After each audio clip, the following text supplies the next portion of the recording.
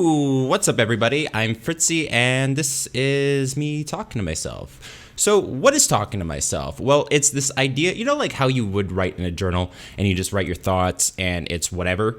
You don't really judge yourself on the structure or whether it's going in one direction or not. You're just trying to sort things out. Well, this is me doing it in video form and audio if you're just listening to this. And the whole purpose behind it is for me to sort out my thoughts, feelings, my insecurities, and share it with you guys. So why would I even want to share this instead of just writing in a journal? Well, I want to be a creative person. I have a YouTube channel, and you're probably on my YouTube video watching this. And I found early on when I created my YouTube channel that I shot myself in the foot a lot. I would get ahead of myself. I would close doors on myself. And I'm like, what is the best way for me to get over that? What is the best way for me to be able to present without being frightened while still being creative? So here we are. This is what I do. So I was thinking a lot about the idea and concept of opening and closing doors. Oftentimes in my own life, I will work towards something and just really push at it. And then I kind of artificially close doors on myself. I will say, I want to, say, for example, I went to school to be an actor. And at first I went to school to just do theater acting. I had no interest being in front of a camera, and the whole idea of film just seemed not interesting. So I was like, I'm going to just do theater. And then it was my second year in school, and we were told that there was some lady from another school coming up from a film school. If you're interested, this is the day she's coming. Please have something prepared. If you are, that's it. And immediately my first thought was, no, not interested, because I already artificially decided that theater was the way to go. I had no other argument towards film, why I shouldn't do it, but I just decided it. So anyways, I think it was a couple weeks go by, maybe it was even a month. And I go to one of my classes, and it's not the normal setup. We have this other lady standing here, and she's about to give a presentation. And she starts talking about this film school. I'm like, okay, this is a bit weird. And I'm kind of looking back, and I'm like, oh yeah, I think there was something talked about. And this teacher actually seemed kind of upset because she realized that all my other classmates made the same decision I did.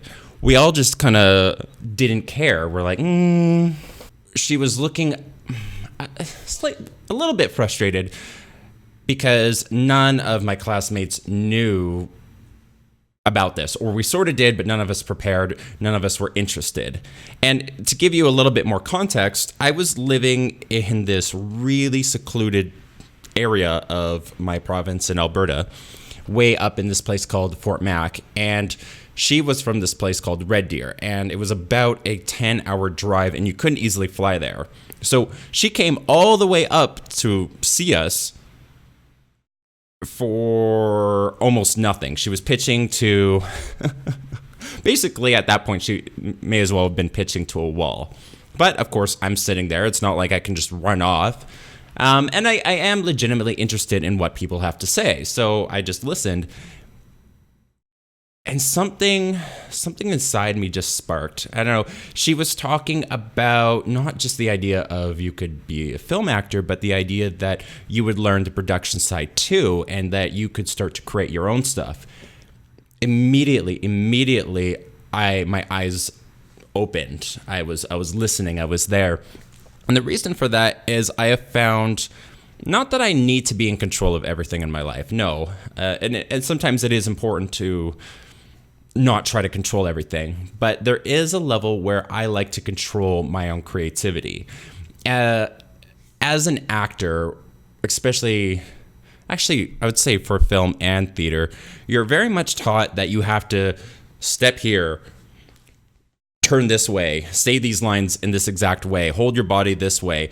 And oftentimes, especially if you're not a known actor, there's not a lot of level not really a high level of creativity or creative freedom that you get. It's all the director and everybody else telling you where to stand and where to go and how to say things, which defeats the purpose of acting in the first place, because you're really trying to find something within yourself and then you're putting it out into the world. Same thing as like a painter would.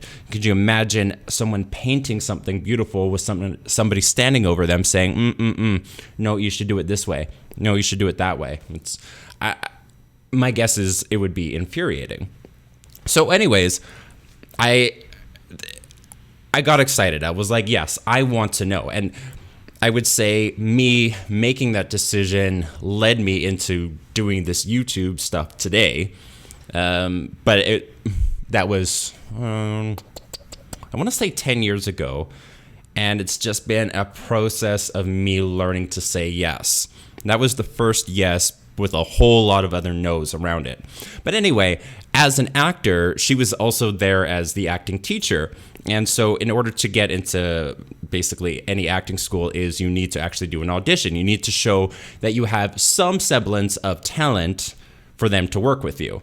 And so I needed to come up with a monologue and audition for a role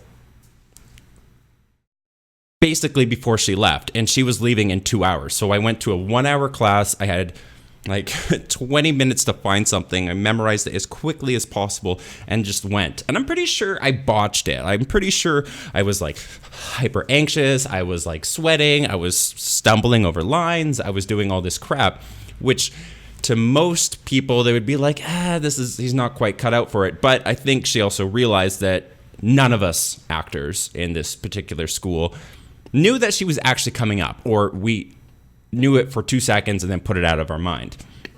And I was the only person of this class to say, yes, I'm interested. And I was saying yes to the idea of more freedom, the idea of actually being able to build something for myself. And so she worked with me. It was exciting. I was thrilled that I pushed myself out of my own comfort zone. And then she left. And then it was honestly 2 months later. So I applied to this school. I was super gung-ho and I was checking all the time. And I got to the point where I had to give it up. I had to give up the idea that I was going to this school. They weren't interested in me. And what's funny is at the point in my mind where I stopped trying to hold on to it is the second I got a phone call. There was a missed call on my cell phone. Yeah, I actually got a phone call. That was years ago. People actually called. Anyway, I got a missed phone call saying I was accepted. And I guess, so there is a balance of trying to control something while, trying not to control every aspect of your life while still opening doors. And that was a really good lesson, is before I was like, I'm not interested, door shut. But then I saw an opportunity and there's something within me, something inside that said, you need to do this. So I did it and I went for it. And then after I did it, it's like that idea of the ball's in their court. I no longer have control of that ball. Whether they choose to send it back to me and play the same game as we want to play, or they just take the ball and walk off, is up to them. And so that was also a learning for me, is I had to release that sense of control and try to make this work out.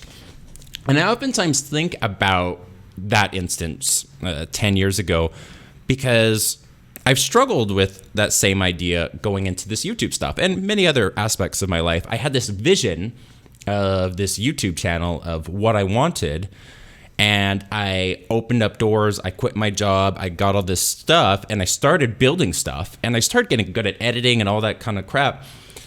But I was in my mind trying to control the amount of, I wanted to have viewers. I wanted to have subscribers, and it wasn't happening fast enough. And, inevitably I would have to get another job. And when I quit my job, I knew that within 2 months I would have to get another job. It actually ended up being, say, 4.5 months. My wife and I were able to extend it that much further, which was great. But once the reality kicked in that I needed to get a job, I just let my entire world just crumble down on me. It just crashed because I had this preconceived idea of what I wanted. I was trying to control something. So then I get to work for a bit, and then something happens, and I'm able to have a little bit more free time for about a month and a half, a couple months. And you know what I do with that time? Nothing. I've already now closed the door on YouTube. I'm like, this doesn't work out. This is not going to work for me. Which is ridiculous. And it's like, I didn't find that balance. And then eventually I found another job. And so this is partly why I started and stopped this YouTube channel so many times, is I would either, in my mind, decide that this YouTube thing wasn't worth it, or when I decided it was worth it, I was trying to control every aspect, and I was trying to control how much people watched it, and I needed to blow up somehow. You know, not blow up, be it like 1 million subscribers, but, you know, like get some things going. And it wasn't until I started doing this very first video and started putting these videos out that I started realizing, I need to keep doing these and put out other videos. I've started putting out videos of me playing games. I put out videos of me unboxing stuff. I might do some Let's Plays, and I will push forward with that.